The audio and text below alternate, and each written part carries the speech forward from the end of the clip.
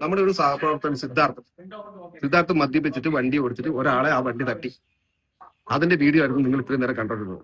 പക്ഷെ ഇതല്ല, ഇതിൽ ഞാൻ ലഘൂകരിക്കുകയല്ല ചെയ്തത്. ഇതിൽ ഈ നാട്ടുകാർ ചെയ്ത ഒരു പ്രവൃത്തി, അതാണ് ഭയങ്കര ഭീകരമായിട്ട് എനിക്ക് തോന്നുന്നത്. ഇവര് ചെയ്ത ഒരു ക്രിമിനൽ ആക്ടിവിറ്റി എന്ന് വെച്ച് കഴിഞ്ഞാൽ ഒരാൾ വണ്ടി തട്ടി എന്നാൽ പിന്നെ ഇയാളെ പിടിച്ച് പോലീസിൽ ഏൽപ്പിക്കുക. ഇതന്നെ വേണ്ട. അയാൾ മദ്യപിച്ചു, എന്താ ചെയ്യേണ്ടത്? ഇവന്റെ കഴുത്ത് പിടിച്ച് ഞെരിച്ച് റോഡിലൊക്കെ ഇട്ടിട്ട് ചവിട്ടുന്നു. ഇതാണോ കേരളം? ഇതാണോ പ്രബുദ്ധമായിട്ടുള്ള കേരളം? പണ്ട് ഈ പറയുന്ന മധുവിനെ തല്ലിക്കൊന്നു എന്ന് പറഞ്ഞിട്ട് കുറെ പേര് പരിതപിച്ചിട്ടുണ്ടായിരുന്നു. എവിടെ പരിതാപമൊന്നും ഇല്ല ഇപ്പൊ ആർക്കും. എന്തേ? അവനൊരു ആർട്ടിസ്റ്റാണ്, അവനൊരു സെലിബ്രിറ്റിയാണ്. എന്ന് വെച്ചാല് മാക്സിമം ഇവരെ ചവിട്ടി താഴ്ത്തണം, അതാണല്ലോ വേണ്ടത്. ഇപ്പൊ കുറെ പേര് പറയായിരിക്കും, എന്താണ് അവൻ ചെയ്തുകൊണ്ടല്ലേ അതന്നെ ചെയ്തതെന്ന്. ഇത് ചെയ്യാൻ വേണ്ടിയാണോ ഇവിടെ നാട്ടുകാരുള്ളത്? ഇവിടെ പോലീസുകാരും കേസും കോടതിയും ഒന്നുമില്ലേ?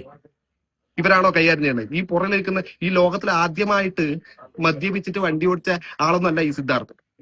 ഈ ക്രിസ്മസ് ന്യൂ ഇയർ ടൈമിലൊക്കെ മിക്കവാറും എല്ലാവരും മദ്യപിച്ചിട്ടൊക്കെ തന്നെയായിരിക്കും വണ്ടി ഓടിക്കുന്നത്. അത് നല്ലതെന്നല്ല ഞാൻ പറയുന്നത്, അതിനെ അനുകൂലിക്കുകയല്ല ചെയ്യുന്നത്. പക്ഷേ ഇതിന് പ്രതികരിക്കേണ്ടത് ഇങ്ങനെയല്ല. ഒരാളെ ചവിട്ടി കൂട്ടി ഒരാളെ നടു റോഡിലിട്ടിട്ട് വലിച്ചിറക്കി കഴുത്തിന് മുറുക്കിയിട്ട് ശ്വാസം മുടിച്ചിട്ടല്ല പ്രതികരിക്കേണ്ടത്. പ്രബുദ്ധ കേരളമാണ് പോലും, പ്രബുദ്ധ കേരളം. നാണമില്ലേ കേരളത്തിലെ ജനങ്ങളെ? നിങ്ങൾക്ക് ഇതിലൊന്നും പ്രതികരിക്കണ്ട അല്ലേ? ബാക്കി എല്ലാത്തിനും ഭയങ്കരമായിട്ട് പ്രതികരിക്കുന്നുണ്ടല്ലോ. ഇതിലൊന്നും പ്രതികരണമൊന്നുമില്ല. എന്ന് വെച്ചാൽ അവനൊരു ആർട്ടിസ്റ്റാണ്. നാണം വേണം, നാണം. ലജ്ജ തോന്നുന്നു കേരളത്തോട്, ലജ്ജ.